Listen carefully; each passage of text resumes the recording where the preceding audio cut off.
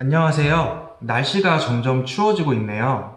시험 막바지 공부만으로도 힘들 텐데 코로나 때문에 더 힘드시죠? 얼마 남지 않았어요. 컨디션 관리 잘 하시고 힘내셨으면 좋겠습니다. 저번 시간에는 저의 임용 답안 작성 형식을 소개시켜 드렸어요. 이번에는 서술형 답안 작성의 내용을 어떻게 구성해야 될지 말씀드리겠습니다. 그리고 추가로 서술형 답안을 모를 때 찍는 방법도 알려드릴게요.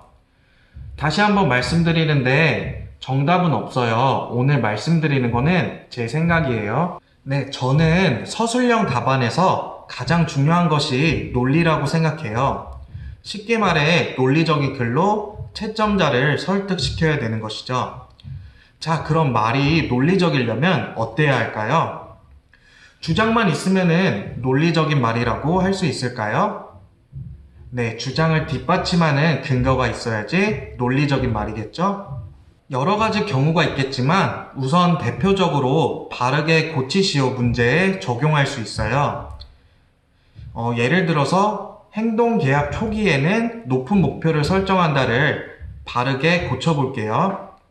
단순하게 행동계약 초기에는 낮은 수준의 목표를 설정해야 된다고 고치면 정답으로 인정될 수 없다고 생각해요. 주장만 있기 때문입니다. 그럼 근거, 이유를 대야 되는데 이럴 때 문제의 조건을 끌어와서 이유와 근거를 댈 수 있어요. 문제 조건의 대표적인 예는 장애 유형이에요. 문제에서 학생이 정서행동 장애로 나와 있다고 생각해 봅시다. 정서행동 장애 학생은 낮은 자기 효능감을 보이죠? 따라서 이걸 활용하면 한번 고쳐볼게요, 제가. 정서행동 장애 학생은 낮은 자기 효능감을 보이므로 계약 초기에는 낮은 수준의 목표를 설정하여 성공 경험을 제시하고 동기를 유발해야 한다. 이렇게 문제의 조건을 사용해서 주장과 근거가 있는 논리적인 답을 작성할 수 있어요. 자, 다음으로 개념의 정의를 근거로 사용하는 방법이 있어요. 작년 시험 문제 중에 아직도 생생하게 기억이 나는데 고학률 요구 절차의 행동 조건을 두 가지 물어봤었죠. 아직까지 명확히 기억이 나요. 작년 시험장에서 이 문제를 보고 굉장히 당황해서 막 식은땀이 나더라고요. 저는 아직까지 정답이 확실하진 않은데 찍었거든요. 근데 강사님이 맞았다고 하셨어요. 자, 우선 고학률 요구 절차의 정의를 먼저 써요. 고학률 요구 절차는 고학률 행동 사이에 저확률 행동을 삽입하여 저확률 행동의 발생 빈도를 높이는 방법이다. 이런 식으로 쓰고 한번 생각을 해봐요. 고확률 행동 사이에 저확률 행동을 제시를 해야 되니까 행동의 특성은 연속적으로 제시를 할 수 있어야겠죠? 자, 이렇게 첫 번째 조건을 유추했고요.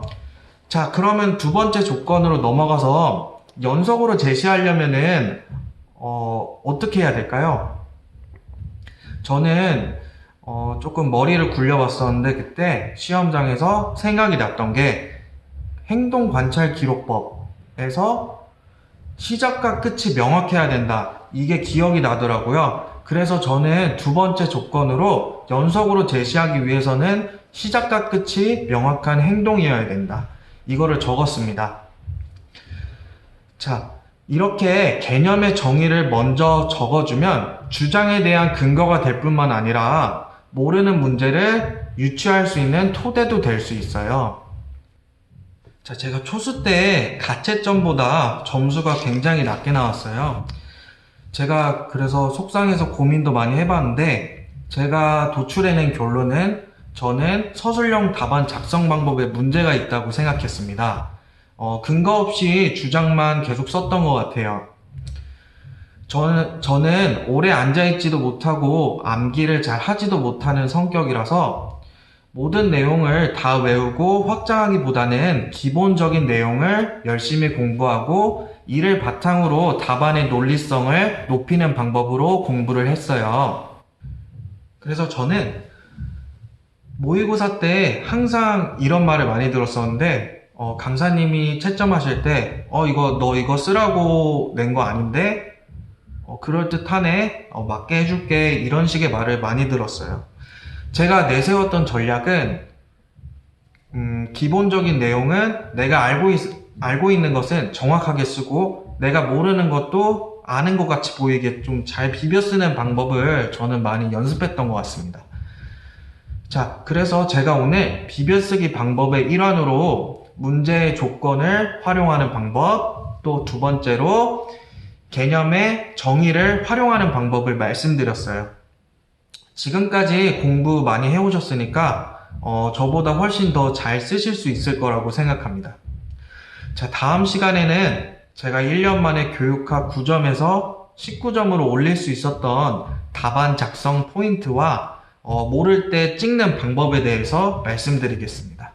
자, 그럼 여기까지 마치겠습니다. 감사합니다.